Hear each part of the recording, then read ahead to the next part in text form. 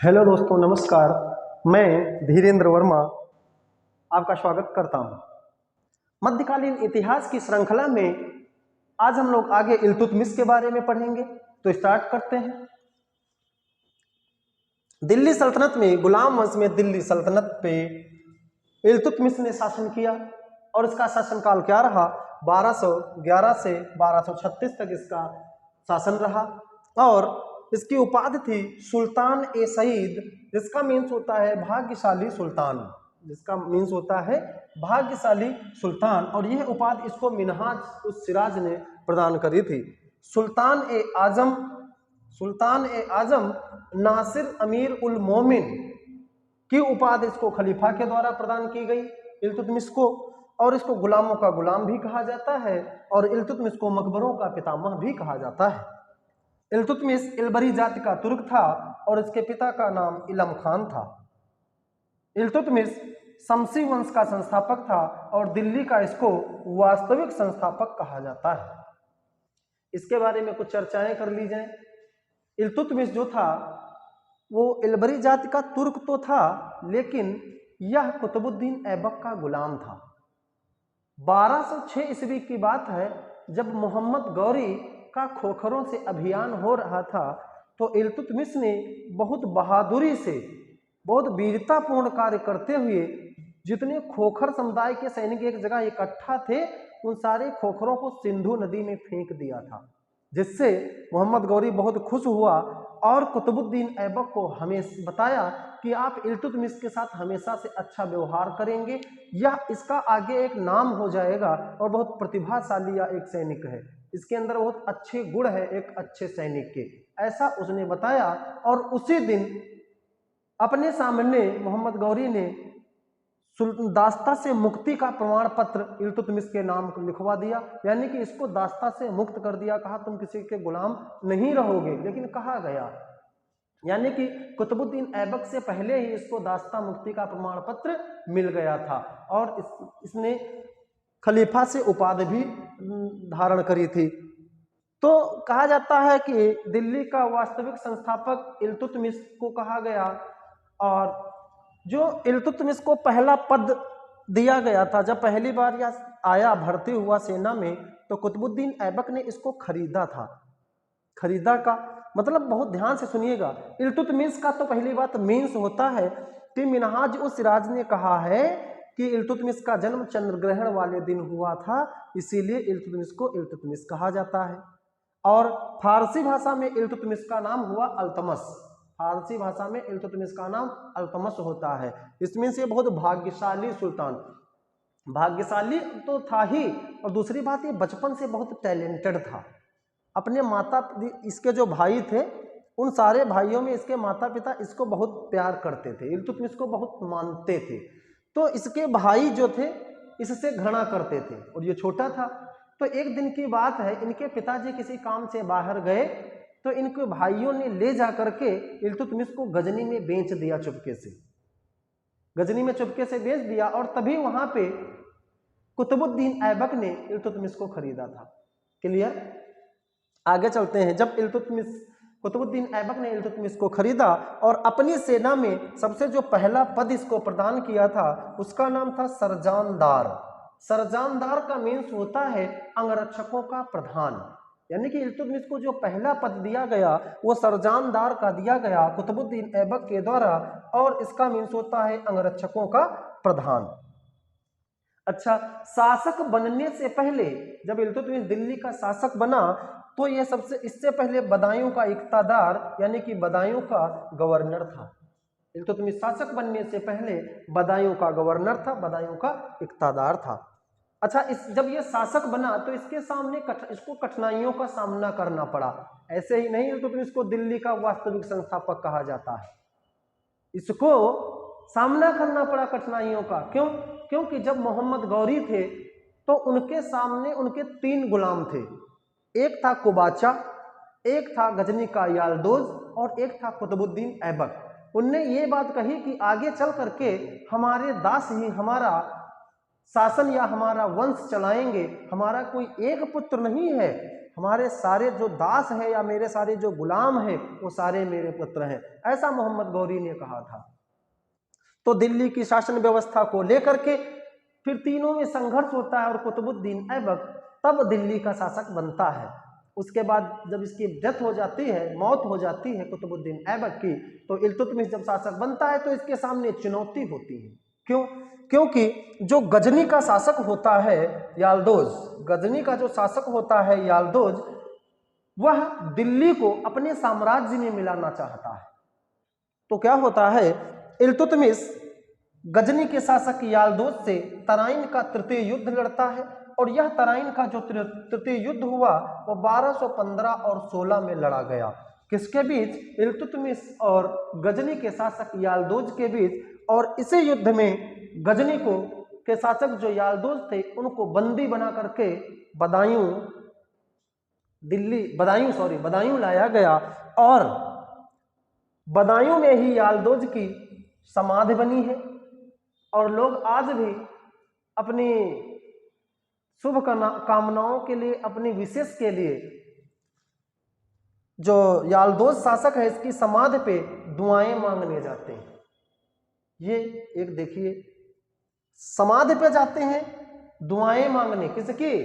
याल्दोज की जो शासक था जिसकी समाधि बदायूं में बनी है। और दूसरा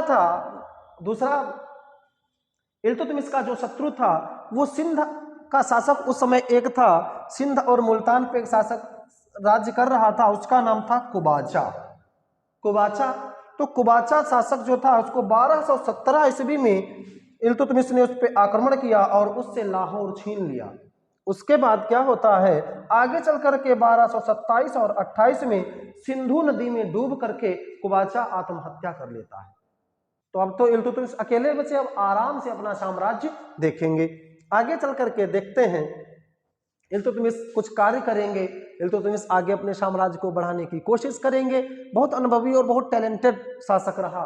कुतुबी और मुइज्जी अमीरों का दमन कर दिया। कुतुबी और मुइज्जी अमीर यानी कि सरदार, इसका मीन्स ये हुआ कुतुबुद्दीन ऐबक के समय जिन सरदारों और दासों की नियुक्ति की गई थी, और मुइज्जी का मीन्स मोहम्मद गौरी के समय जिन सरदारों और दासों की नियुक्ति करी गई थी उन सबको इसने खत्म कर दिया, मार डाला, उनका दमन कर दिया। क्यों? क्योंकि ये चाहता था कि जो हम सरदार अपने गठित करेंगे, अपनी सेना बनाएंगे, ठीक है। अब ये कुतुबुद्दीन ऐबक के हैं, ये मोहम्मद गौरी के हैं, आगे चल करके हमारे साथ हमारे साम्राज्य में कोई विश्वासघात ना हो, इसलिए उन सबका इसने दमन किया, कुतुबी और मुइज्जी सरदारों का। और इसकी जगह पे इसने चालीसा का गठन किया। चालीसा का गठन किया, चालीसा का मीन्स तुर्कान ए चिहलगानी भी कह सकते हैं या इसको चरगान भी कहा जाता है। तुर्कान ए चहलगानी या चरगान भी कह सकते हैं। चालीसा का मतलब ये था कि इल्तुतमिश ने अपने साम्राज्य में 40 सरदारों का एक दल बनाया साम्राज्य की देखभाल करने के लिए, उसे ही चरगान या चालीसा या तुर्कान ए चहलगानी कहा गया है। आप लोगों को पता है इसामी की एक पुस्तक है फुतुह उस सलातिन, और उसमें चरगान के महत्व और चरगान के प्रयोग और चरगान के गठन की बात करी गई है। फुतुह उस सलातिन पुस्तक में ये बात बताई गई है। चालीसा तो आपको क्लियर हुआ, चालीसा क्या था, चरगान क्या था। इल्तुतमिश ने इसका गठन किया और 40 सरदारों के दल को इकट्ठा किया और बनाया ताकि इसके साम्राज्य का विस्तार हो और अपनी खुद की सेना बनाई। दूसरी बात, आगे बढ़ते हैं। उसी के समय इल्तुतमिश के समय पहली बार भारत में मंगोल आक्रमण होता है। 1221 में पहली बार मंगोल आक्रमण होता है और वो मंगोल आक्रमण चंगेज खान जियाउद्दीन मांगबरनी का पीछा करते करते सिंधु नदी के तट तक भारत आ जाता है। इल्तुतमिश बहादुरपूर्ण वीरतापूर्ण तरीके से जो चंगेज खान आता है उसको यहाँ से वापस कर देता है सिंधु नदी के तट से। चंगेज खान का जो मूल नाम था वो तैमुचिन था।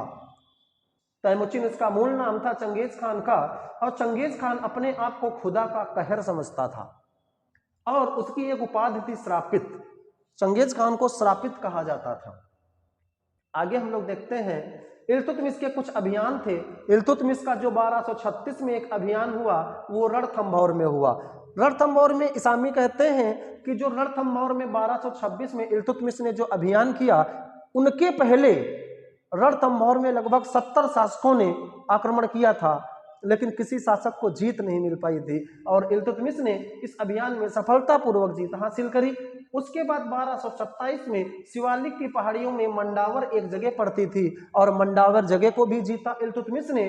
फिर 1232 में ग्वालियर को जीत लिया और ग्वालियर का उस समय जो शासक था वो मंगल देव था। मंगल देव को इल्तुतमिश ने पराजित किया और 1232 ईस्वी में ग्वालियर को जीत लिया। अंतिम अभियान मोहम्मद इल्तुतमिश का जो अंतिम अभियान था वो 1236 में बमियान प्रांत के विरुद्ध था। बमियान प्रांत के विरुद्ध था 1236 में। जब इनको पता चला कि 1234 में खोखर समुदाय के लोग, खोखर जनजाति के लोग आक्रमण करने वाले हैं, तो ये अभियान के लिए निकलते हैं। अभियान के 1234 में निकलते हैं और रास्ते में इनको असहाय, पेट में बहुत तेज से दर्द होती है, असहाय पीड़ा होती है पेट में, बर्दाश्त के बाहर। तो इनको फौरन वहां से वापस करके पालकी में दिल्ली लाया जाता है और 1236 में इनकी मौत हो जाती है इल्तुतमिश की। फिर हम लोग आगे देखते हैं इल्तुतमिश के प्रशासकीय सुधार क्या थे।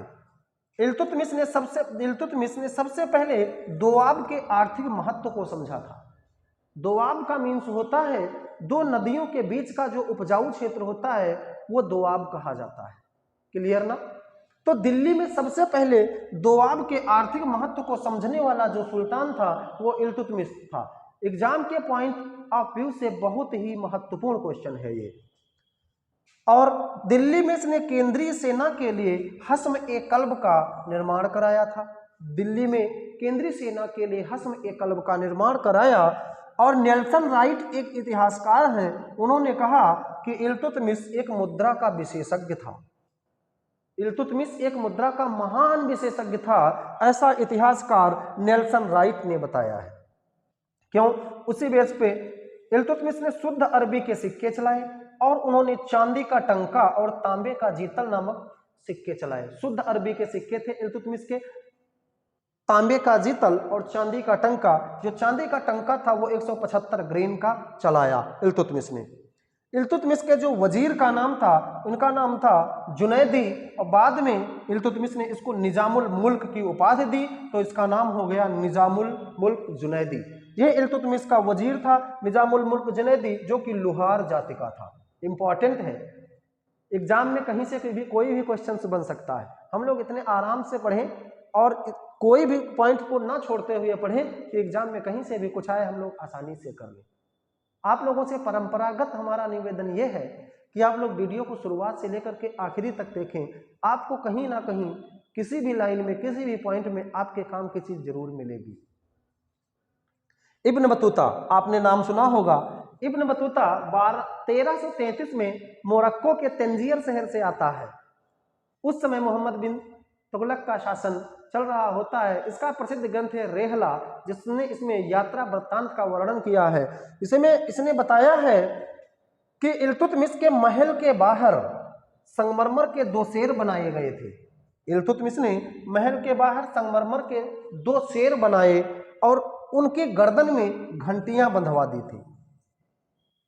इल्तुतमिश ने महल के बाहर संगमरमर के 2 शेर बनवाए, उनके ऊपर उनके गले में 2 घंटियां बंधवा दी।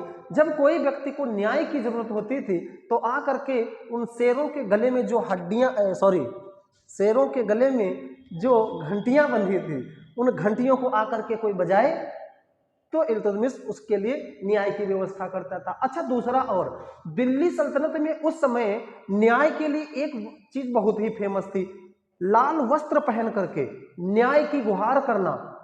लाल वस्त्र पहन करके दिल्ली सल्तनत में न्याय की गुहार की जाती थी, जैसा कि रजिया सुल्तान करती हैं। शिक्षा के लिए इल्तुतमिश ने एक म्यूजिया कॉलेज की स्थापना, नासिरी कॉलेज और म्यूजिया कॉलेज की दिल्ली में स्थापना कराई थी और बगदाद से अपने पुत्रों के लिए 2 पुस्तकें भी मंगवाई थी इसने शिक्षा व्यवस्था के लिए। इल्तुतमिश दिल्ली का साम्राज्य निर्माता तो था ही, क्यों? क्योंकि इल्तुतमिश एक ऐसा शासक था जिसको दिल्ली की जनता ने चुना था, दिल्ली के जनता वर्ग ने चुना था दिल्ली को। इसको इल्तुतमिश को। इसलिए ये मतलब ये था। और दूसरी बात, इल्तुतमिश कुतुबुद्दीन ऐबक से पहले ही दास्ता से मुक्ति पा चुका था और इल्तुतमिश ने सबसे पहले ही सुल्तान की उपाधि धारण करी थी, क्योंकि कुतुबुद्दीन ऐबक ने सुल्तान की उपाधि धारण नहीं की थी। क्लियर? आगे देखते हैं, इनका पुत्र था नासिरुद्दीन महमूद। ये अपने पुत्र को बहुत प्रेम करता था, जो कि 1229 में मंगोलों के अभियान के दौरान मार दिया गया था। पुत्र नासिरुद्दीन, उसका मकबरा इसने मकबनपुर में बनवाया है। कहाँ बनवाया है? मकबनपुर में। सुल्तानगढ़ी का मकबरा उसे कहा जाता है। नासिरुद्दीन महमूद का जो इसने एक मकबरा बनवाया, उसको मकबनपुर में बनवाया है और उस मकबरे को सुल्तानगढ़ी का मकबरा कहा जाता है। और यहाँ तो और इल्तुतमिश ने स्वयं का भी मकबरा बनवाया है अपना, दिल्ली में स्वयं का मकबरा बनवाया और तुर्कों के द्वारा भारत में ये पहला मकबरा बनवाया गया था, ऐसा आशीर्वादी लाल महोदय कहते हैं। इतिहासकार डॉक्टर आशीर्वादी लाल महोदय कहते हैं कि जो इल्तुतमिश ने जो मकबरे का निर्माण कराया था वो किसी तुर्कों के द्वारा बनवाया गया भारत में पहला मकबरा था। इसीलिए इल्तुतमिश को मकबरों का पितामह कहा जाता है, मकबरा शैली का जन्मदाता कहा जाता है इल्तुतमिश को। इसके पहले कोई मकबरे नहीं बनते थे। क्लियर? अच्छा, इल्तुतमिश ने इक्ता व्यवस्था की शुरुआत की।